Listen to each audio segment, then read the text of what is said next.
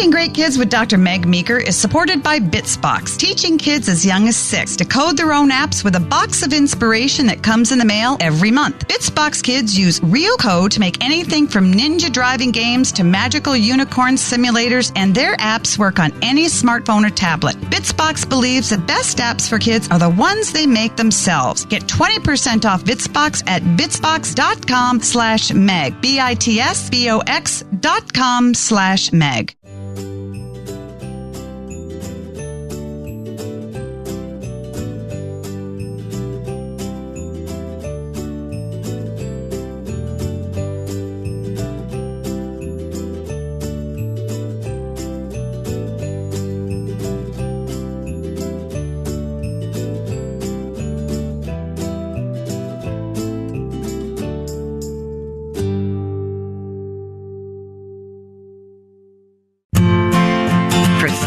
Plus years, I've seen every type of child grow up. Instead of giving me what I wanted, she gave me what I needed, which was truth. Don't let emotions win. Let truth win.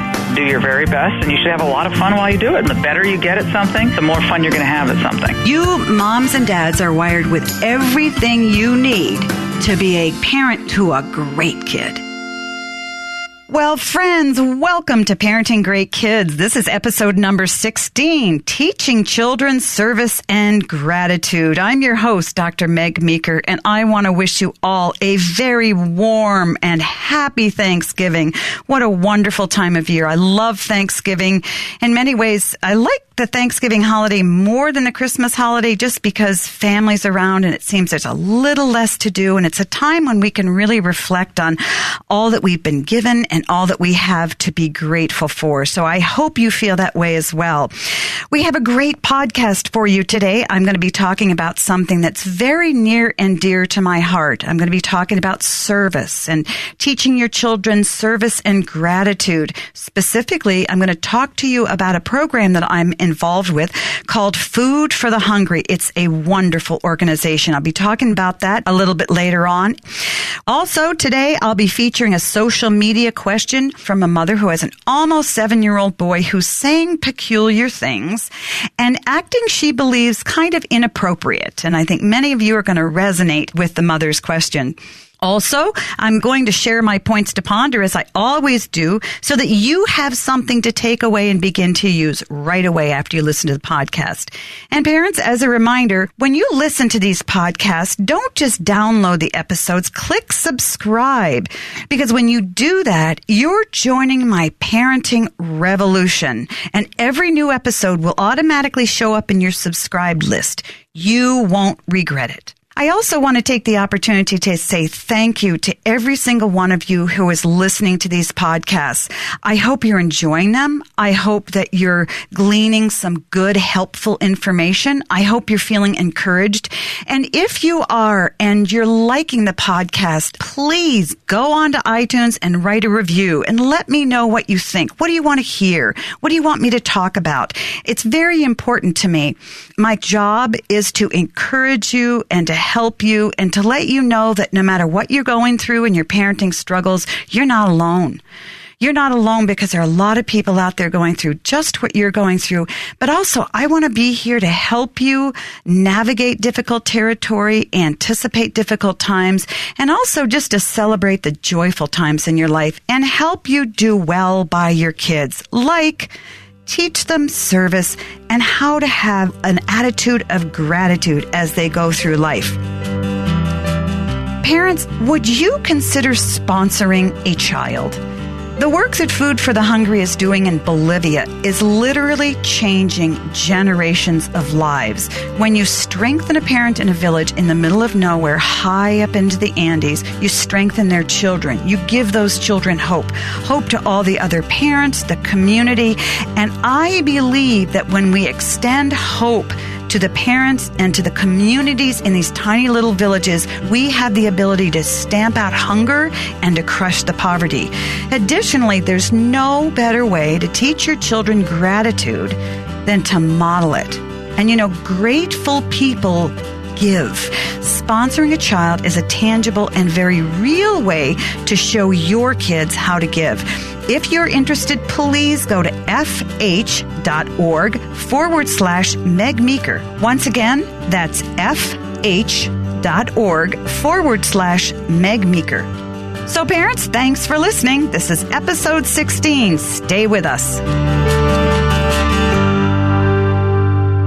I want to take the opportunity this Thanksgiving time to tell you about a very special time in my life. Last year, my husband and my adult son and I went to Bolivia for 2 weeks to visit some of the communities that Food for the Hungry was serving. And it was an extraordinary trip. And I will tell you, I love missions, but I'm a little squeamish about dirt and bugs. I don't fly very well. It's hard for me to make time zone changes, but I felt it was very important to go and see what Food for the Hungry was doing before I actually became involved. I was going to small villages, meeting with mothers and fathers and the children who were being taught how to grow livestock and how to grow corn, because many of these people high up in the Andes were feeding their children only rice and potatoes. And believe it or not, kids can nutritionally starve if they're eating only rice and potatoes.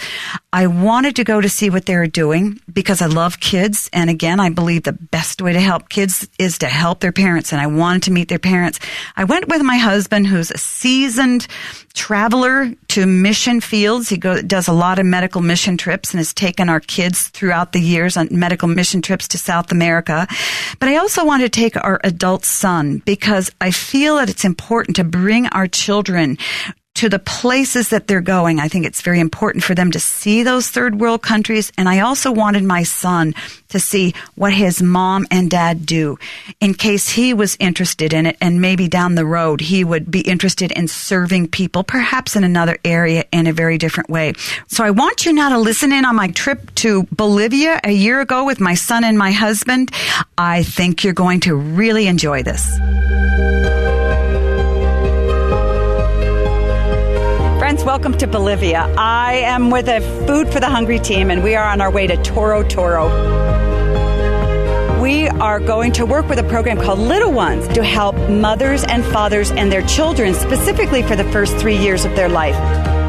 Dr. Meg, after a long journey, traveled by foot along with her family to the remote village of Toro Toro. Hola, ¿cómo estás? There they met up with a mother, Domingo, and her son, Jason. Domingo is one of many parents that Food for the Hungry is helping to combat malnourishment. When we first came, we saw pictures of malnourished children, and those are pictures that were taken only 10 years ago. Now we see Jason here, very robust and healthy, and as a mom and a pediatrician, that just makes me so happy. Little Ones isn't just about helping little children with their nutrition. It's really all about teaching parents. Food for the Hungry came in and not only taught her about nutrition, helped her get irrigation up behind her house, but helped her husband learn how to plant really nutritious things. Because before that, they used to only eat a lot of potatoes and corn, and we know that nutritionally that's not going to meet the needs of any child.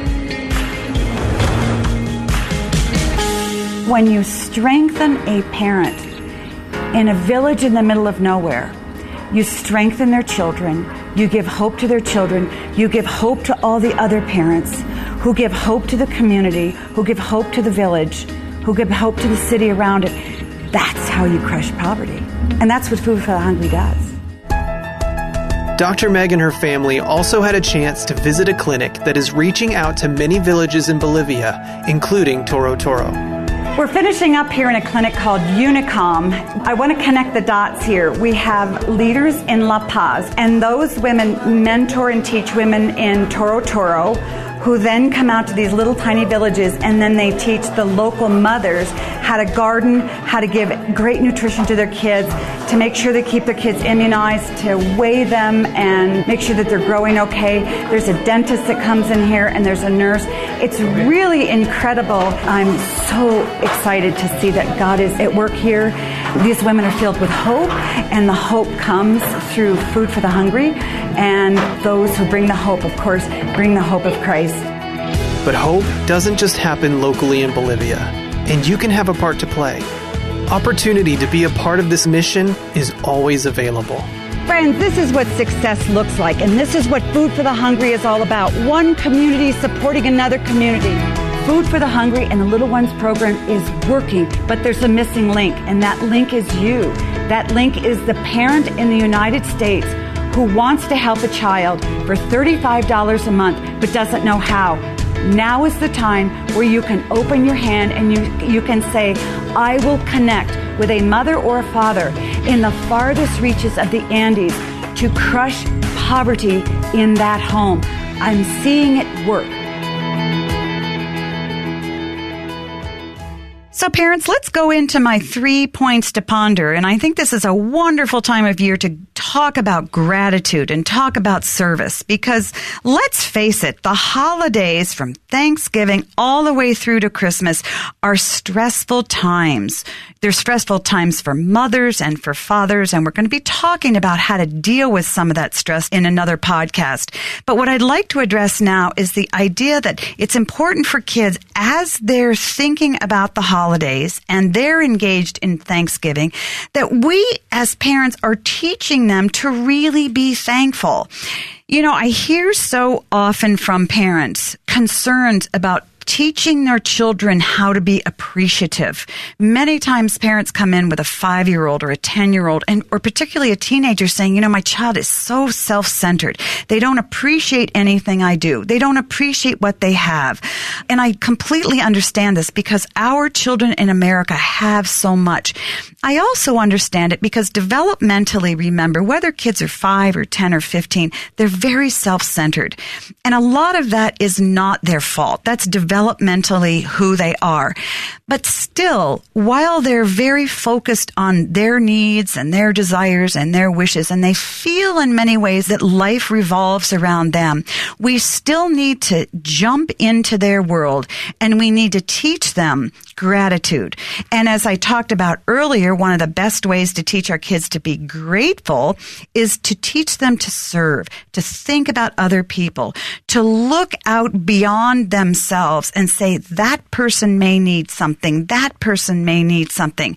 And as they begin to identify needs in other people and help fill those needs in other people, they become acutely aware of everything that they have that those people don't have. And they begin to learn to be grateful because they see others of different ages who have less than they do. And that less can be relationships or friendships or food or housing or good school or clothes. It can be anything. But when they see another person lacking something important, and they move into that person's life and try to fill that need for that other person, something miraculous happens in them. They become grateful because they don't have that need. First point to ponder when you're teaching your kids gratitude. 1, gratitude doesn't come naturally to kids. And this is very disappointing for a lot of parents. I know this was for me as a parent. We think if we love our kids and we're kind to our kids and teach them to have manners, we teach them to be gracious and polite and considerate of other people, that they will naturally become grateful people. Well, they don't. And again, this isn't their fault. Gratitude doesn't come naturally because developmentally, our kids are very egocentric. They're thinking about what they need. They're thinking about what they want. They're thinking about how to get through the day, how to get through to the next year, how to get through 5th grade or 7th grade or 12th grade. Kids are very, very intensely focused on their own survival and their own happiness, particularly if they have trouble in their homes, if they have a parent who's struggling with an issue, or there's divorce, or there's a death, or there's some financial issues, or dad or mom has an alcohol problem, or if grandma lives with them and she's very, very hard to live with. Kids many times try to figure out on a day-to-day basis what they need to do to get through the day and to find some happiness. So they kind of look inward, if you will, rather than outward. And that's their natural bent. Kids do that much more easily and much more naturally than we adults do, because developmentally and cognitively, that's where they're supposed to be. And I know this really frustrates a lot of parents, and parents get angry because kids seem to be ungrateful for all the work that we do. Mothers in particular feel very unappreciated, but in a way, it isn't our kids' fault. They're thinking about themselves, not us. And the truth is that because our kids are so self-centered, we've got to begin early on to teach our kids how to be grateful and more appreciative of what they have.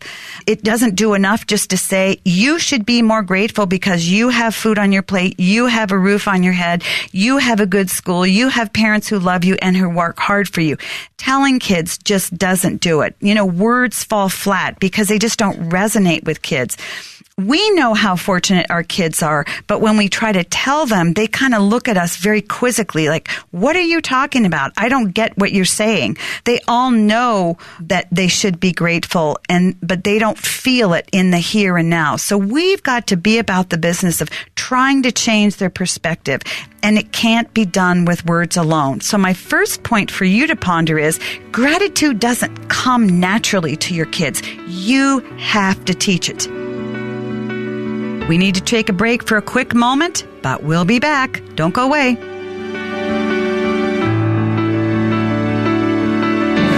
If you're like me, the shelf space in your bathroom is precious real estate. That's why I'm excited to introduce you to a line of beauty products that's as great at multitasking as you are. KOPARI. These are products that moisturize skin and hair, smell great, but without any sulfates, silicones, GMOs, and parabens. Instead, KOPARI products are made with 100% organic coconut oil. Friends, coconut balm is my favorite because I have very dry skin on my face and my arms.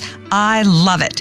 KOPARI searched around the world for an oil of the highest quality with a great aroma and a non-gritty texture that you can apply head to toe. Say aloha to the best skin and hair of your life with KOPARI. Go to koparibeauty.com/meg to get 20% off your order. That's KOPARI, KOPARI beauty.com/meg for 20% off.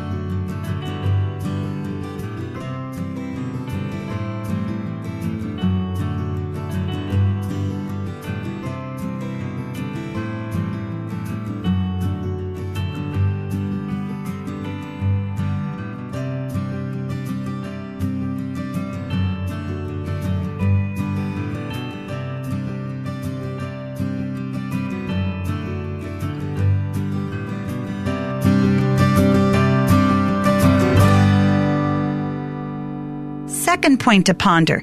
Gratitude is gained by experiencing others who suffer, others who have who have less than they do. Instilling gratitude is a work that's done best by using fewer words. And this is where you need to take kids with you to serve, because nothing teaches children a more powerful lesson than seeing, experiencing, and serving other adults and children who live in dire circumstances. We can talk about different circumstances all we want, but unless kids are immersed in it, they just don't get it. We can describe suffering to a child, but walk a child into a hospital and have him see children walking down a hospital hallway with an IV pole and no hair because they have had chemotherapy because they have leukemia. That will expose your child to the suffering of another child and bring something up inside of him that you could never bring up by just talking to him. He needs to be that to experience the suffering of other people, whether that's children or whether that's older people. It doesn't matter. Expose your children to those who lack food, who are sick perhaps because they have no medicine available. Or maybe they're cold because they live on the streets. You know, our children hear ads and they know about hunger. But when they actually walk amidst children who have swollen bellies because they have no food, or swollen bellies because they have parasites, or if they begin to serve food to people who are homeless and living in a shelter, or talk with children who've been abandoned by their parents because their parents couldn't feed them, hunger becomes a reality for your children. They don't experience hunger themselves, but seeing people who are living with hunger, seeing people who are living with poverty, seeing and talking to children who are sick or abandoned or ill brings that suffering to life. And that's what begins to stir empathy in your children. And again, empathy is not something that naturally comes to kids. Some kids are more sensitive than others, and some kids are less sensitive. But again, empathy is something that we have to teach and nurture in our kids. So teaching our children to serve moves them in ways. It stirs their compassion, it triggers empathy, and it prompts them to see themselves in a mirror held up to another person. In fact, many children who have served for even a week in other countries have told me that they have a hard time when they come home from that country. Isn't that interesting? I have a number of high school and college students I've talked to in my practice over the years who go to a third world country for even a short period of time. And they say when they come home, they couldn't go into a grocery store for a week because they felt so overwhelmed. They felt inundated with stuff and choice and food. They really have a hard time sort of reconciling that there are people who have so little and we live with such incredible abundance. The really cool thing, as I talk with these kids who sort of feel overwhelmed coming home from third world countries, even walking into a grocery store, and they get overwhelmed because the number of potato chip choices that they have out there, they tell me that they like being in places like Bolivia, or going with Food for the Hungry, an organization like that, or another third world country. And they loved being there because they felt very alive. They said they described to me that parts of them come alive and they feel things they never felt, and they worry about things they never worried about, and they thought about other people that they never thought about. So gratitude comes by gaining experience of other people who suffer. And your job, parents, is to expose your kids to other adults and children who suffer. Finally, you keep gratitude alive by ongoing service. I know I sound like I'm beating a drum here. And that's because I am. Because I believe so strongly in service. You know, we can help our children have experiences that arouse gratitude and stir empathy for a little bit of time, but they quickly leave our kids when they go back to life as usual.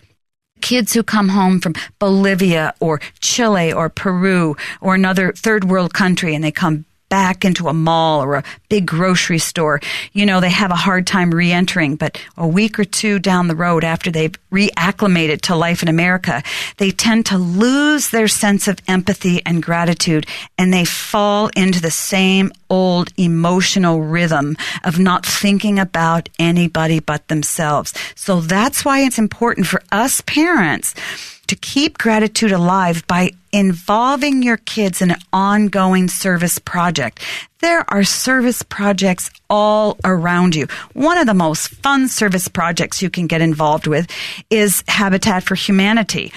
Boys in particular, they like to paint and pound nails and put up drywall, and girls as well enjoy it. We've worked on houses, taken our kids, and many kids enjoy that, going and physically helping to build a home for a single mom or a single dad or a young family who doesn't have a home. There's so many places that you can keep gratitude alive for your kids by teaching them to serve ongoing. You have big brother or big sister organizations around you. You have schools that need help with tutoring children on how to read. You have pantries that need canned food to be stocked. You have soup kitchens. You have children who need to be mentored. You have elderly people who need groceries brought into their house, their lawns mowed. They need their yards raked. There's just work to be done for other people who have less than we do everywhere we look. So work hard at keeping gratitude alive for your kids by involving them in some type of ongoing service. And to tell you the truth,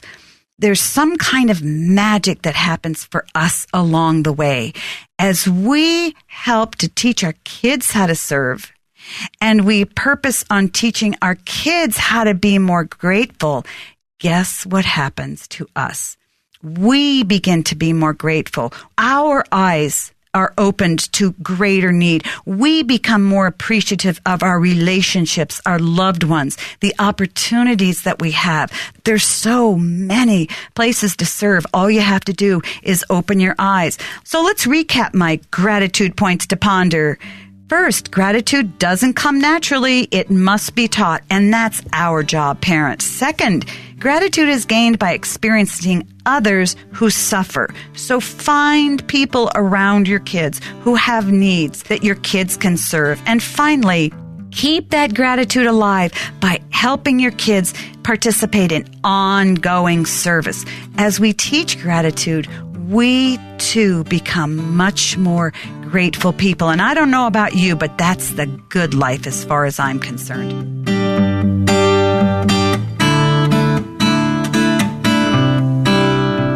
All right, let's get social. I want to hear from you and interact with you. You can find me on Facebook, Instagram, and Twitter, or you can go to megmeekermd.com and click on the links.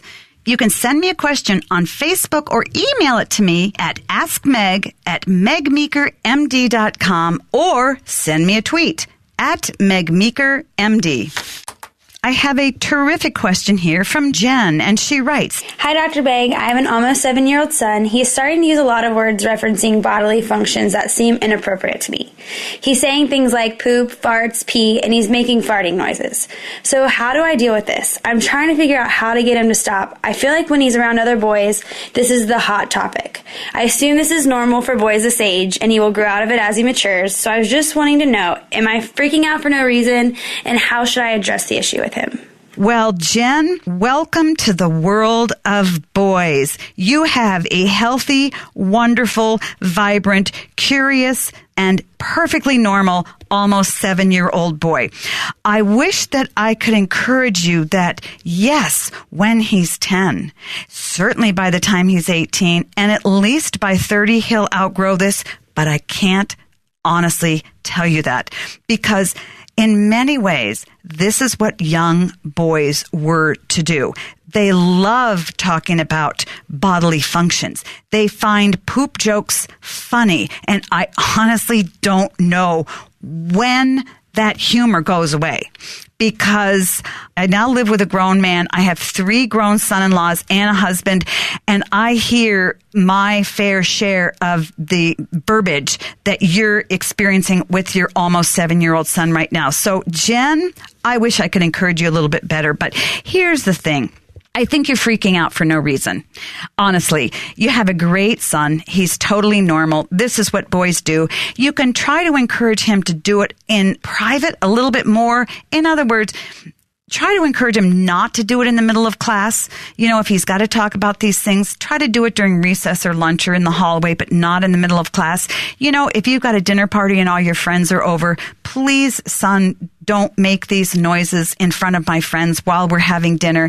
But even then, he may. My dad, even, when he was alive and he as a grandfather, he just thought it was hysterical at Christmas dinner to get those little whoopee cushions and put them under the boys' seats, and they'd sit down and go, you know, right at Christmas dinner. I'm like, are you kidding me? There's just something about poop that boys find hysterical. I want to go one step further and tell you something else because I've lived with men for a long time. Boys are fascinated with their male parts. they just really like themselves a lot. And they like to look at them. They like to show them off. They like to use the backyard as a bathroom. Now, girls don't do this. They don't walk outside the house and stand on the edge of the porch and pee in the backyard. Boys do. This is a boy thing. I don't know why they don't go a shorter distance to the bathroom. This is a boy thing. It's a guy thing. I don't understand it, but it is the way they are. So boys like to run around naked. They're very fascinated with their bodies. And I will say, even 8 and 10-year-old boys sometimes will look at one another naked, and they'll poke and they'll pick and they'll giggle. And it's all very innocent, curious play. It's nothing to freak out about. It's not sexual abuse. It's just boys being curious. So I would encourage you to just embrace your son as a very healthy young boy.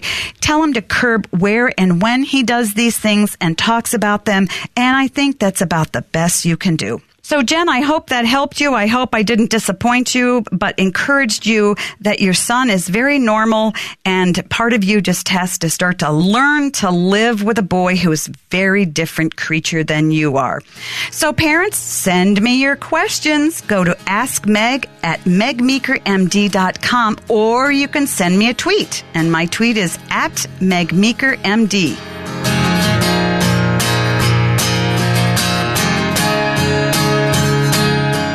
The best antidote to a lack of appreciation is not to get angry with kids or to lecture them, but give them opportunities to experience life without all of those blessings. And remember my 3 points to ponder when it comes to teaching gratitude to your kids. First, gratitude doesn't come naturally. It must be taught, parents. Second, gratitude is gained by experiencing others who suffer. So find people around your kids who have need that your kids can serve. And finally, help your kids participate in ongoing service.